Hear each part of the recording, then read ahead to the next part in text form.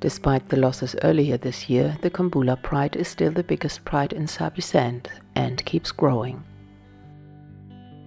The core pride consists of 8 lionesses with 16 cubs that are divided in 2 groups. The larger group has one of the old lionesses K5 and 4 younger ones that all have given birth. The latest edition of 4 cubs was born mid-August, and the mother introduced them mid-September to the rest of the pride. More good news are that one of the younger lionesses that went missing for a while returned to the core pride with 2 female cubs she had kept away from the pride. Whatever her reasons were, she introduced them to the larger portion of the core pride in May. However, one of the young Kambula lionesses is still unaccounted for and is presumed dead. The joy of having so many cubs makes it hard to keep track. But as I already mentioned in another video, there are geniuses in the community who are able to identify mothers and cubs. Aside from the aforementioned female cubs, the rest of them didn't get sexed yet, but I'm going to update this slide as soon as the information becomes available. The smaller group of the core pride consists of 3 lionesses and the 3 cubs of K2. K2 and K3 are the lionesses who had spent almost 1.5 years on the run trying to protect the youngest Birmingham daughters who were sadly killed by other males. The third lioness of the group is K6, the twin sister of K2 that can't have cubs. The groups are not completely divided, they come together from time to time, especially when they share a large kill. But also when it comes to babysitting the cubs, as it happened in August when K2 left her 3 little ones with the core group.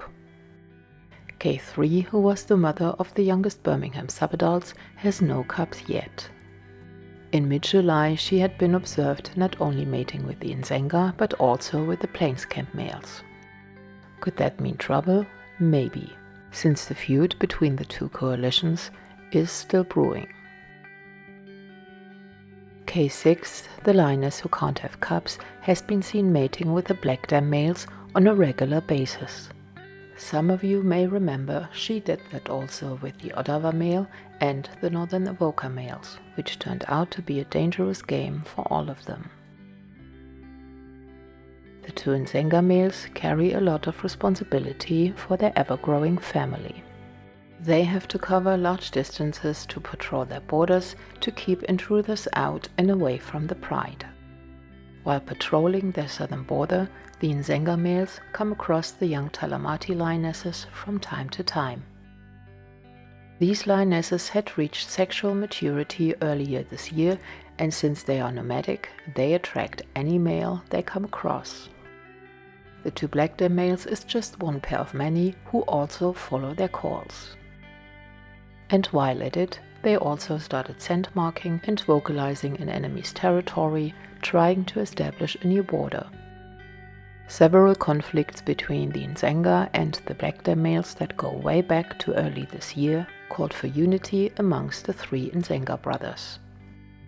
Despite having numerical advantage at the time, there were some close calls when one of the Inzanga was alone on patrol. Just when it looked like the feud might get settled, the Inzanga lost the injured brother. The protrusion he carried for years was suddenly gone, leaving a big open wound on his belly that most likely got infected. Carrying on without their brother, the bond of the last 2 Ndzengha is stronger than ever. However, about the same time they lost their brother, another male was creeping in, making north of Londolozi his home. The Skorro breakaway male is about 6 years old. His father is the Nkhulu Males Jr., who was the littermate of the lioness Purple Eye, who died last year. The Skorro breakaway male, depicted on the right side, had a slightly younger brother. Unfortunately, I couldn't get any information on what happened to him, but he probably didn't make it through the difficult years of a nomadic male. Their home was the far north of Manyeliti, bordering into Kruger. The Skorro breakaway male must have had quite the journey since this picture had been taken. First sightings of him were recorded in Londolozi sometime in May, and since then his level of confidence has grown substantially. The first responders who arrived on the scene were the two black males who wanted to kick the intruder out. They kept quiet and followed his calls. When they were sneaking up on him after dark, he really dodged a bullet that night. But this encounter obviously didn't make him go away. The reward was far too tempting. Barely a month later, he had another close call, but this time with one of the Inzanga who was on honeymoon with a Kambula Lioness. The mating pair saw the intruder and instantly gave chase. I hope his luck doesn't run out. If he wants to establish territory between the Ndzengha and the black males, he might be in need of a partner. A suitable candidate could be the Nkhulu male. He is in search of a partner for months now and was seen with different males all over the place. But sadly, none of these turned out to be a reliable partner to form a coalition with.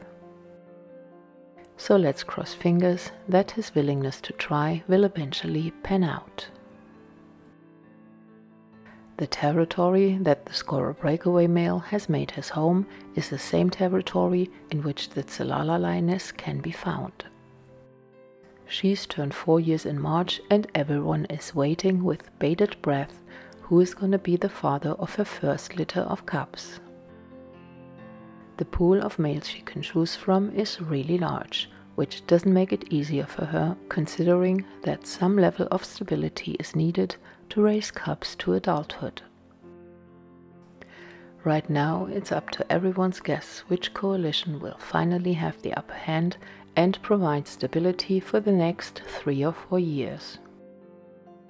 Whatever's in the future for the young Tsalala Lioness, I hope the solitary lifestyle she was forced into will end soon, one way or another.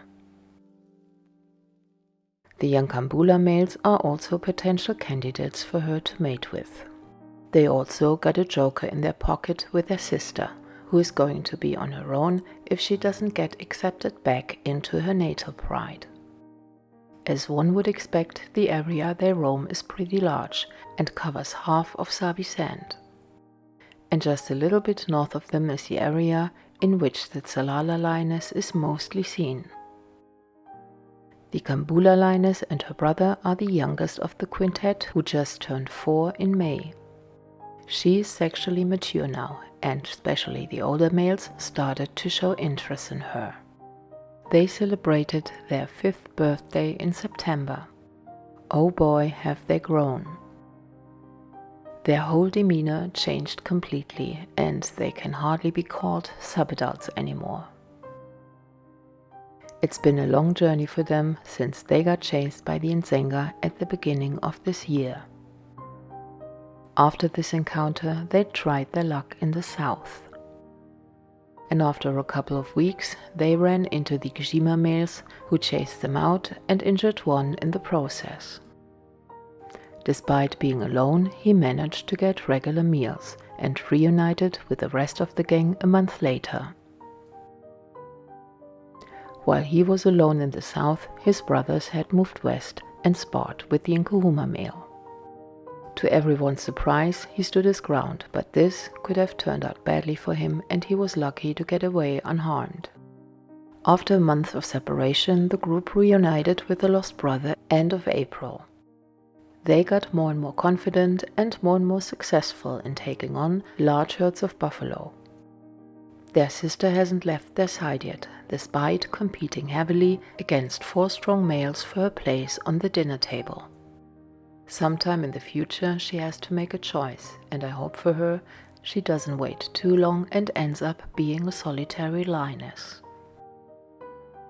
Her brothers made their ambitions clear when they were heard roaring mid-September in the southern parts of Londolozi. The upcoming weeks will show how the territorial males in the area are going to react to their presence. On a side note, the oldest two Kambula males who moved into Kruger last year were seen west of Skukuza with a new partner. Information if they have claimed territory or not is hard to come by, but from the looks of it, they are doing just fine. The Gijima Males, who claimed their first territory mid last year, have done an excellent job in protecting their family. To everyone's surprise, when they became dominant, they accepted the 2-year-old subadult daughters of the Southern Pride Lioness. They even mated with them, despite being not sexually mature. The Southern Pride Lioness was seen heavily pregnant by mid-February, and while she was nursing her new litter of cubs, her 2 daughters were doing remarkably well fending for themselves. The young lionesses are fully accepted by the males as full pride members, and their future looks bright. In April, the proud mother introduced her 3 young cubs to the world, and from a single lioness, the pride has grown substantially. The Gijima Males, who became first-time fathers, proved to be patient and caring dads. While the growing family spent quality time together, the Gijima Males faced their first big challenge. 6 young Nkhulu Males had entered their territory and started vocalizing in the morning hours of May the 10th. Despite being heavily outnumbered, the Gijimas drove their point home, not to be messed with. Other than that, the Gijimas themselves have shown interest in expanding their territory. End of July, they were seen in Londolozi, right in the center of Ndzengha territory. After they finished up their zebra kill, they were seen only a couple of days later mating with the Tsalala Lioness. By the end of August, it was clear that they wanted to become their dominant males. But they were not the only pride the Gijimas wanted to take over.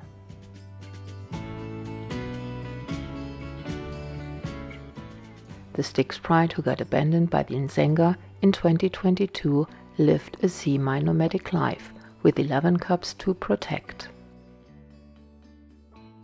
When their fathers abandoned them, the oldest cubs were just over a year old, and their occasional visits eventually stopped mid-2022. The loss of protection had cost them dearly. The oldest lioness passed away sometime in August last year, and of the 11 cubs, only 7 were still alive at the beginning of 2023, a male and 6 females. The Gijimas, who were responsible for at least 2 cubs that had been killed, continued to put pressure on the Styx Pride. By the end of April, the oldest Styx lioness gave in and was seen mating with the Kishimas. Being constantly on the run had cost them another subadult lioness in May, but the other youngsters were doing seemingly well. In July, both lionesses were seen with the Kishimas, while their youngsters roamed south of Sabi Sand, divided into groups. The young male went separate ways with his sister, while the other young lionesses roamed around as a group of 4, and they all did well, fending for themselves.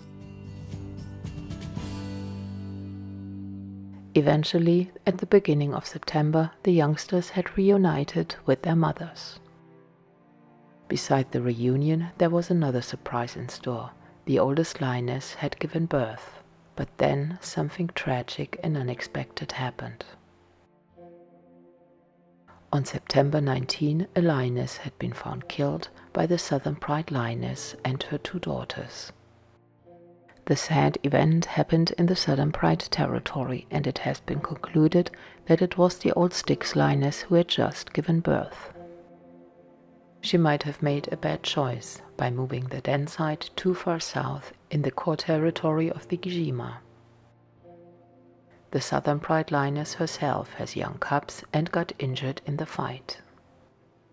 Territorial disputes amongst lion prides are common, but not all end in tragedy. The Styx Pride has now only 1 adult lioness left who is 6 years old, and she might also be pregnant. The Styx Pride's future lies in the hands of the 5 young subadult lionesses, who, if they make it to adulthood, can build up the pride to its former glory. They've proven to be successful hunters, and in a year or so, they are the jackpot for any dominant male in the area. Due to the arrival of the Nkhulu Males, the south had become a hotspot of lion activity. The Nkhulu Males are between 5 and 6 years old, and they teamed up with an older male who was a former member of the De La Porte coalition. Since their arrival in late 2022, they made first headlines by killing a Styx cub in December last year. When they were chased by the Gijimas in May, it looked like as if they were moving back into Kruger, but instead they ended up in Avoca territory, killing a lioness allegedly from the Sandriver Pride. And on top of that, like many big coalitions before them, they showed cannibalistic traits. On June the 1st, it looked like the Nkhulus were defeated when the 2 southern Avoca males catched the leader and mauled him badly. The De La Porte male barely survived the attack. What happened next left big question marks when the Avoca males moved deeper into Kruger, leaving the Sandriver Pride vulnerable for takeover. The next victim of the Nkhulu males was a young male killed in July. It had been assumed that this young male is one of the 3-year-old subadults, because since this happened, only one of them had been seen roaming alone. To get an exact head count of the pride turns out is not going to be that easy, so the numbers I'm going to present are to the best of my knowledge and may be updated in the future. Especially for the lioness that got killed in May, there is no confirmation which lioness that might be. What we do know is that the Nkhulu males killed the 2 young cubs who were born earlier this year.